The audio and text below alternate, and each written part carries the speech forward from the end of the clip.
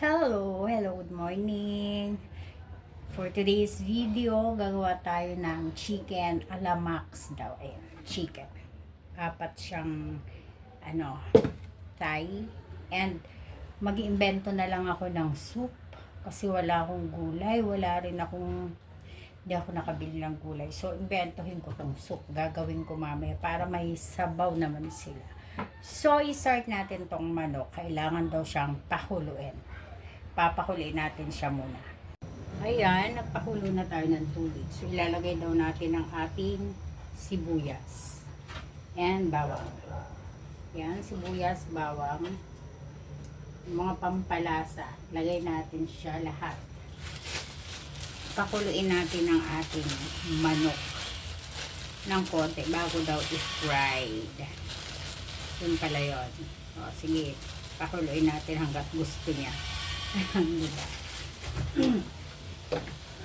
Then, ang pampalasa natin, siyempre, alam na.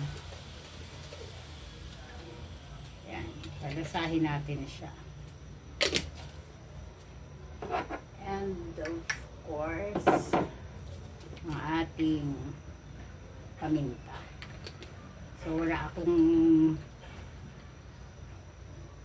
buo, yan na lang, crack natin. Then, ang ating asin.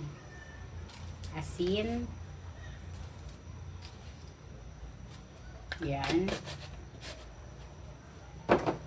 Mukhang pampaalis ng lansa. Alam ko, luya. Wala akong tanglad eh. Dapat tanglad. Ay, nako. Malayo kasi yung palengke. Nakakatamad pumunta. So, lagyan natin siya ng ganyan.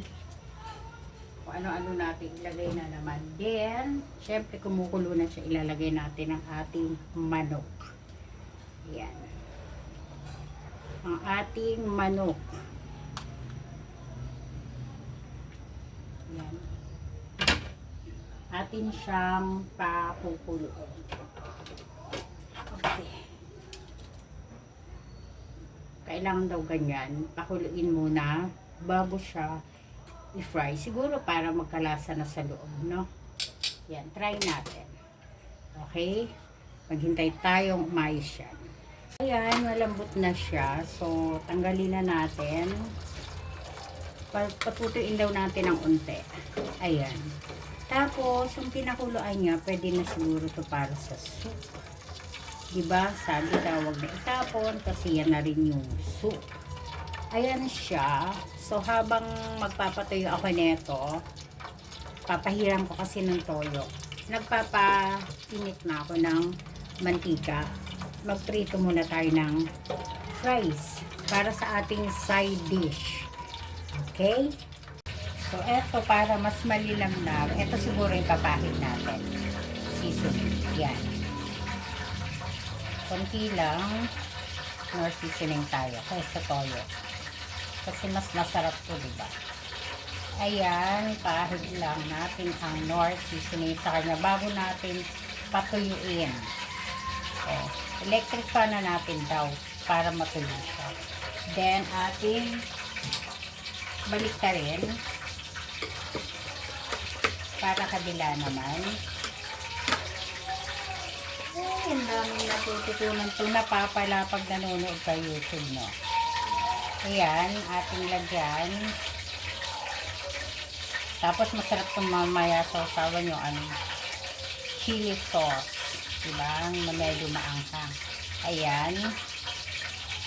Parang masarap ang kainitin nito. So, ayan na siya. Patutuyuin muna natin siya. Init ang ating mantika. Lalagay na tayo ng fries. Yan. Parang may side dish tayo. Parang ganun. Diba? Party lang. Kunti lang kasi mantika. Ito na lang pala mantika. So, yan ang ating side dish. Okay na ba yan? Tapos sila sa fries. Ayan. Tago natin itong iba. Then mamaya, pag gusto pa nila, pwede naman mag-prito ulit. Para hindi kumukulong kayo. Alam mo naman yung fries.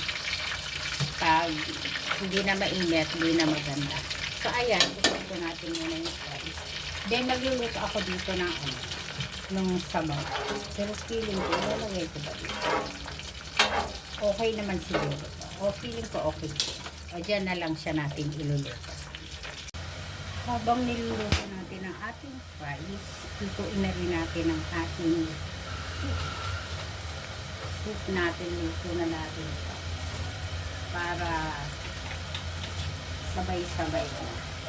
Yung side dish natin na fries, okay na. Yung soup na lang. Tapos lagyan natin ng dumplings. O, dyan.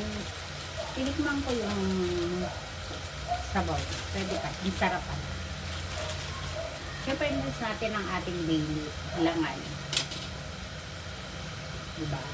Kailangan natin alisin ang ating daily. Then, lagay natin ang ating noodles. Ano lang to Chamba ko lang tong soup na to. Bahala na si Batman kung anong kalabasan. Basta may sabaw siya. Diba? Kasi wala tayong sabaw eh. Pangit walang sabaw na kumakain. So, lagyan natin siya ng konting tubig. Ayan. So, ayan na. Then, ang ating fries ay maluluto na. Pag naluto na ang fries, isusunod natin ang chicken. Konti natin siyang toasted para hindi siya hindi siya pangit. Ayan siya ako sa yung fries. O diba, ang daming arte pag nagluluto. Pero okay kasi. Mas maganda kasi yung marami kang alam na iluto. Ayan, ito na ang ating fries. So, kailangan ko na siyang iluto.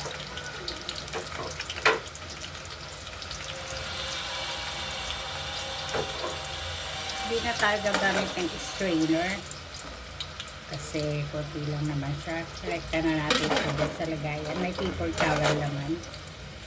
Doon na lang masisip-sip ang kanyang mantika. Alam na pang ano lang naman natin ito sa plating. Diba masarap kumain pag may ayos ang kinakain mo. Mahilig ako sa ganon. Yung may maganda yung presentation ng pagka. Ano ba yung maingay? May nag-grind yata sa kapitbahay. May maingay eh. Maingay na ako, maingay din siya. So, ayan. Tapos, magpa-fry tayo dito ng manok. Dito natin i-fry yung manok. Pero feeling ko, dala-dalawa lang ang lagay. Kasi yung mantika ako, konti na lang eh. Wala na akong mantika. So, eto na yung fries natin. So, paapuyan natin ulit para sa ating chicken. Okay, habang hinihintay natin kumulo ang ating soup. Wait natin. Ayan, nainit na yung ating mantika. And, syempre, kumukulo na rin ang ating soup. So, etong muna, lagay muna natin.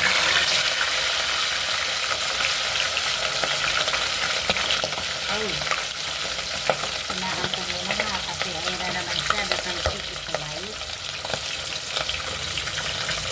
So, dalawa lang muna. Kasi hindi kasi yung marami. Dalawa lang talaga. Ayan, ating lalagay na dito yung ating veggies. Sabi natin dito, wala akong gulay, wala akong dahon. So, ayan, lagyan natin yan.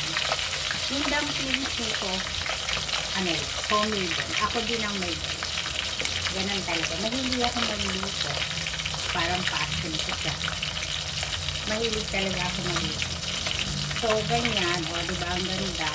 Ang ganda ng kulay. Soup ba yan? Teka lang. Ayan na, luto na ang ating chicken alamaxgaw. Then, etong ating soup, lagyan natin ng nori, dried seaweed. Yun.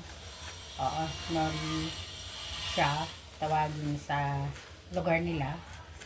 Sa atin is dried seaweed para may ganda siya. Oh, okay, maganda siya. Ito siya, lagyan natin yan. Tapos, eto, aartihan din natin ng unti ang ating chicken. Yan, lagyan natin ng konting arte para sa ating very good na presentation. Yan, presentation akong malalaman. Diba, ganyan. O, diba, ang ganda. O, tapos, mamimili na lang sila kung anong kanilang sauce. Andyan, ang gusto lang sausawan na bahala sila sa buhay nila. So, ganyan lang naman magluto. Maarte lang din. Pero ganda tingnan, di ba? Para ka rin nasa restaurant. So, ganyan inahain mo sa anak mo. Di ba? Nakakatuwa.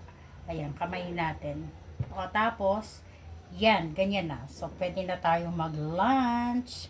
Lunch is ready. So, thank you again.